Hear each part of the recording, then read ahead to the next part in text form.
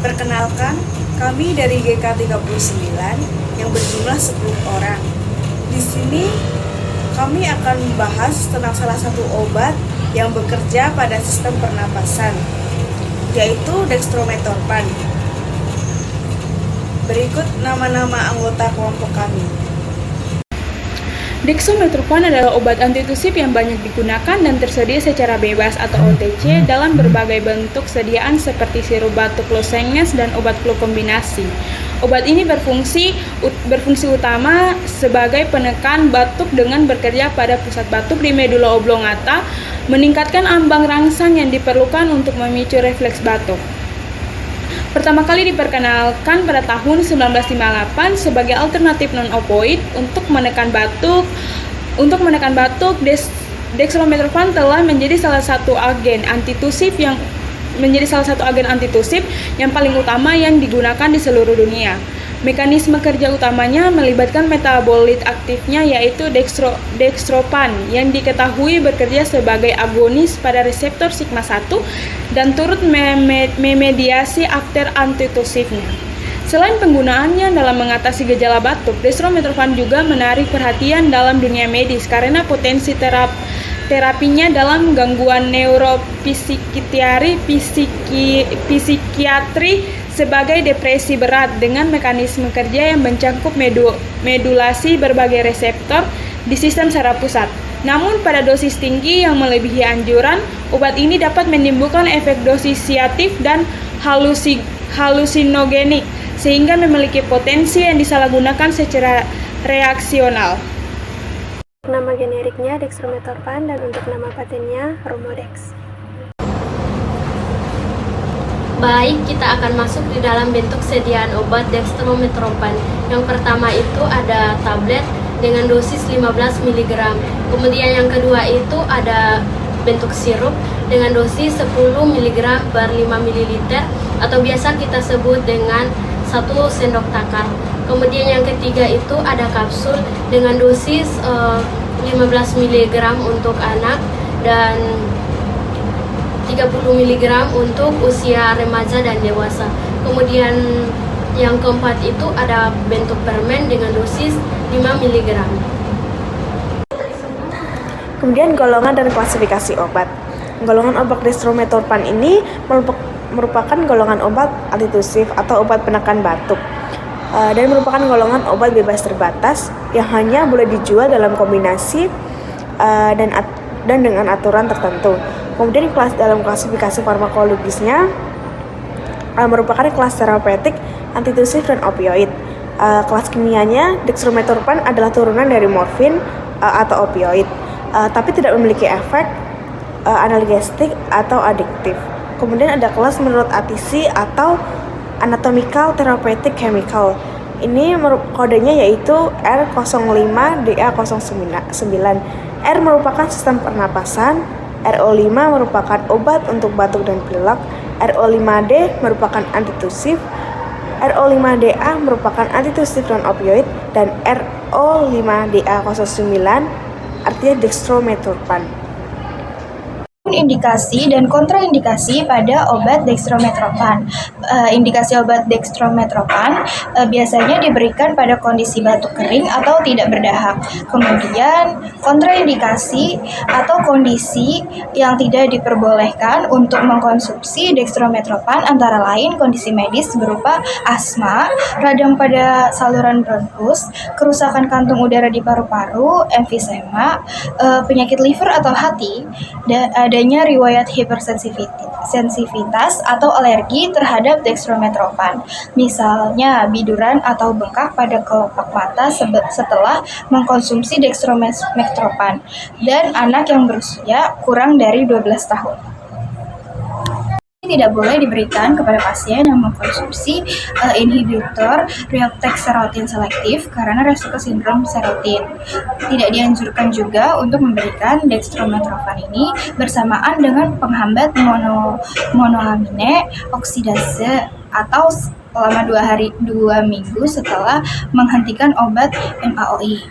karena dextrometropan hadir dalam kombinasi dengan obat-obatan lain. Pertimbangkan kontraindikasi masing-masing bahan agar dapat merasakan produk kombinasi dengan aman. Kemudian efek samping dari obat dextrometorphan. Apa saja efek samping dari obat dextrometorphan? Yang pertama adalah pusing. Jika merasa pusing setelah mengonsumsi obat dextrometorphan, kita bisa duduk atau berbaring sejenak dan jangan lupa melakukan aktivitas yang memerlukan konsentrasi tinggi sampai merasa lebih baik. Yang kedua adalah mual. Untuk mengurangi rasa mual ini, kita mencoba untuk mengonsumsi obat dengan makan makanan atau minuman ringan. Ini dapat membantu mengurangi rasa tidak nyaman di perut. Yang ketiga adalah sakit kepala. Jika kita mengalami sakit kepala ketika mengonsumsi obat dextrometorphan, coba untuk beristirahat dan minum banyak air. Jika sakit kepala berkelanjutan, bisa mengonsumsi obat pereda sakit kepala yang aman. Dan yang keempat adalah konstipasi. Untuk mengurangi konstipasi tersebut, pastikan minum air banyak dan makan makanan yang kaya serat seperti buah-buahan dan sayuran. Ini dapat membantu melancarkan buang air besar. Dan yang kelima adalah tidur tidak nyenyak. Jika dextrometorphan membuat kita sulit tidur dengan nyenyak, cobalah untuk mengonsumsi obat ini beberapa jam sebelum waktu tidur kita. Seperti buatlah lingkungan tidur yang nyaman dan tenang untuk membantu kita tidur lebih nyenyak agar kita bisa mengonsumsi obat dextrometorphan dengan baik. Farmakodinamik dextrometorphan. Farmakodinamik adalah ilmu yang mempelajari pengaruh obat terhadap tubuh, mekanisme kerja obat, dan reseptor yang terjadi obat. Farmakodinamik dari obat dextrometorphan bekerja sebagai antagonis reseptor NMDA dan agonis reseptor sigma 1 di sistem saraf pusat. Namun efek utama dextrometorphan sebagai antitussif atau penekan batuk dipercaya terkait dengan metabolisme, yaitu dextrometorphan yang berinteraksi dengan reseptor sigma dan reseptor lainnya di sistem otak. Dengan memblokir sinyal batuk di otak, dextrometorphan dapat mengurangi frekuensi dan intensitas batuk. Efek ini memungkinkan dextrometorphan digunakan untuk meredakan batuk kering dan iritasi pada tenggorokan. Farmakokinetik dextrometorphan. Farmakokinetik adalah proses pergerakan obat untuk mencapai kerja obat. 4 proses diantaranya yaitu absorpsi, distribusi, metabolisme atau biotransformasi, dan ekskresi yaitu eliminasi. Farmakokinetik dari obat dextrometorphan yaitu yang pertama ada absorpsi, yaitu diserap dengan cepat dan baik melalui saluran pencernaan dan setelah pemberian oral. Yang kedua ada distribusi, obat ini distribusikan secara luas ke seluruh tubuh, termasuk ke sistem saraf pusat. Yang ketiga ada metabolisme. Dextrometorphan mengalami metabolisme yang cepat dan ekstensif di hati, terutama melalui enzim CYP2D6. Metabolit utamanya adalah dextrometorphan yang juga memiliki efek antitussif. Yang keempat atau yang terakhir disebut dengan ekskresi, yaitu dextrometorphan dan metabolismenya disekresikan terutama oleh ginjal dalam bentuk metabolit yang tidak aktif dan sebagian kecil dalam bentuk asli.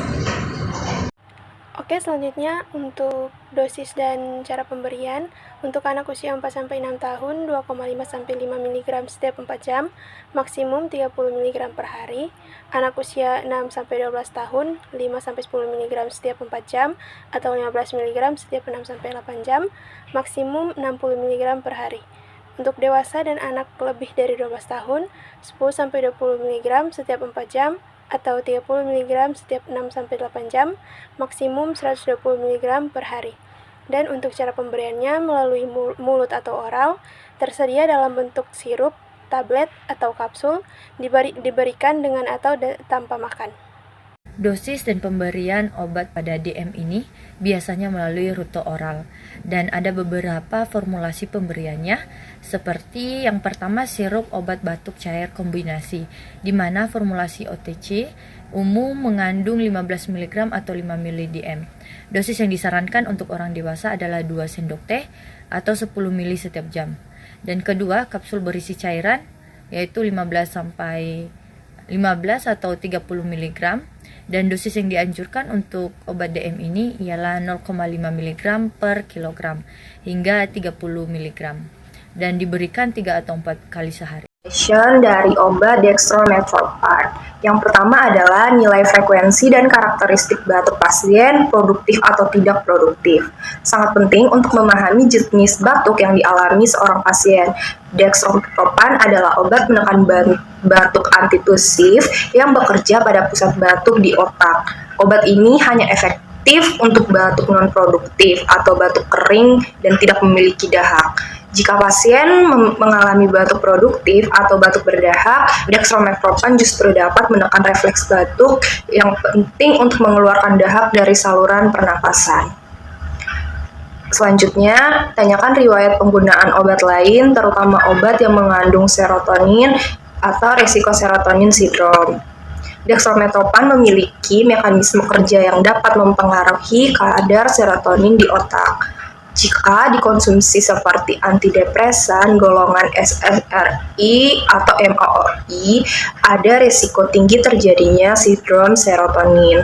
Sindrom serotonin ini merupakan kondisi khusus yang dapat menyebabkan gejala seperti agitasi, kebingungan, detak jantung yang lebih cepat, tekanan darah tinggi, berkeringat berlebihan, tremor, kejang otot, hingga demam yang tinggi. Kemudian, tanyakan riwayat gangguan hati karena metabolisme dextrometropan dilakukan di hati. Nah, dextrometropan ini dimetabolisme atau dipecah di hati.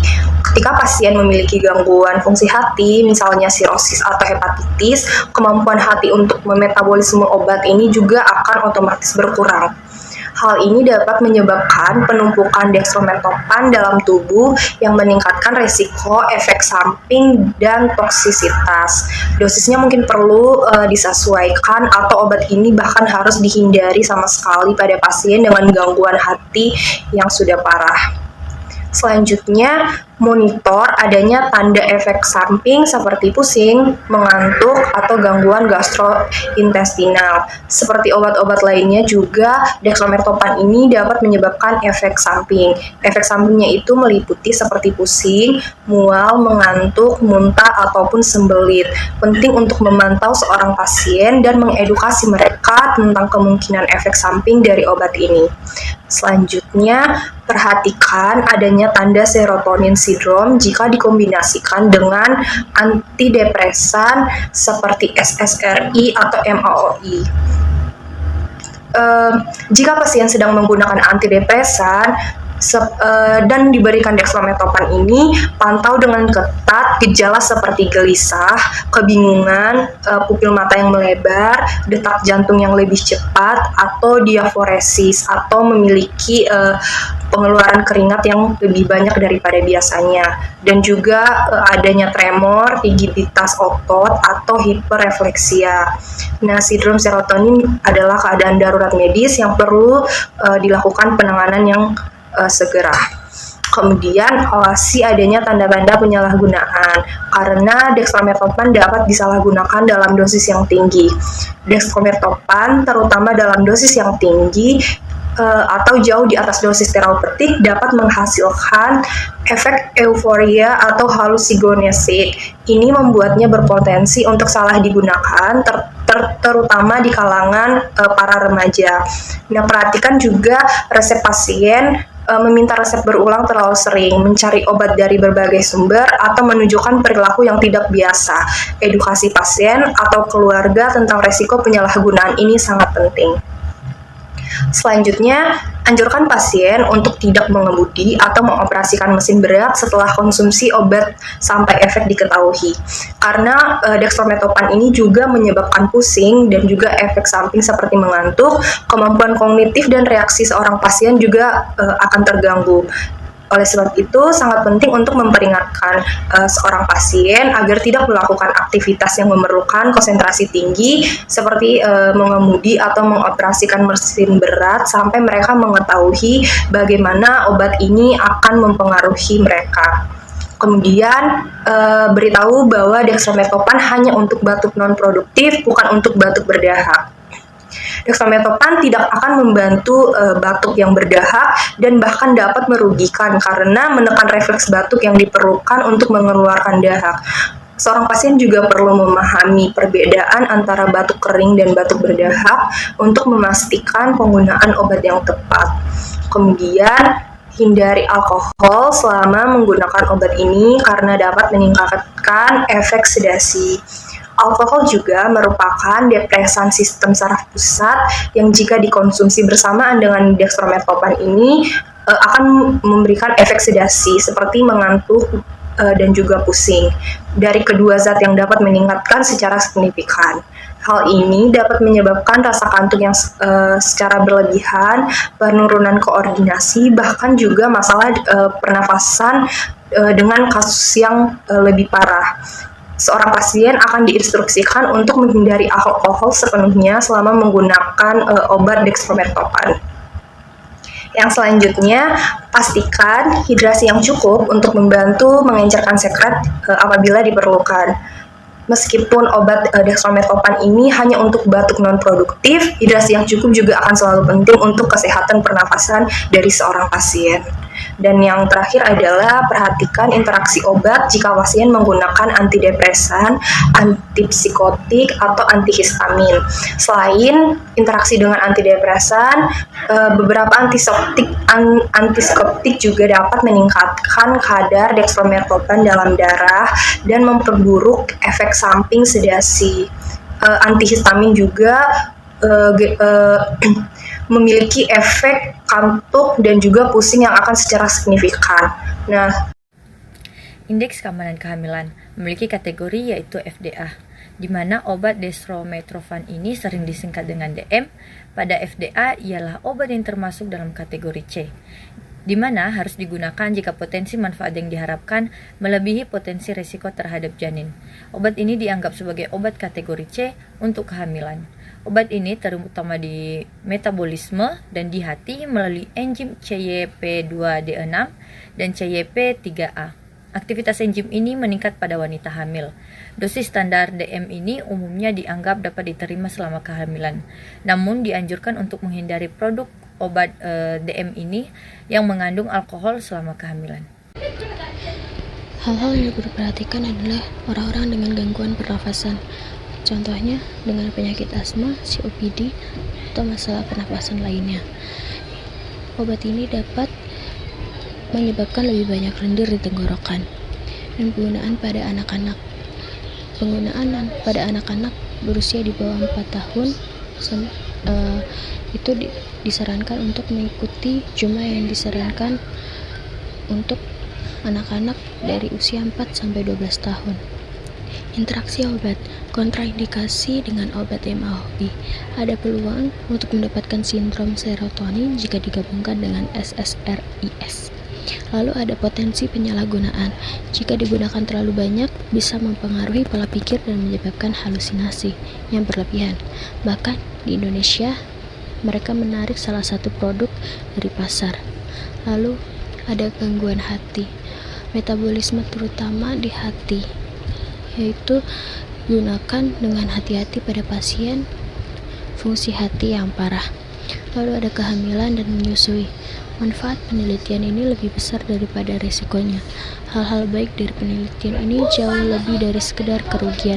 Bahkan jika ASI rendah pada eksersi, tidak apa-apa untuk menggunakannya dengan waspada bertahap. Lalu ada penggunaan jangka panjang. Bukan ide yang baik untuk terus menggunakan obat ini lebih dari seminggu tanpa memeriksa dengan dokumen.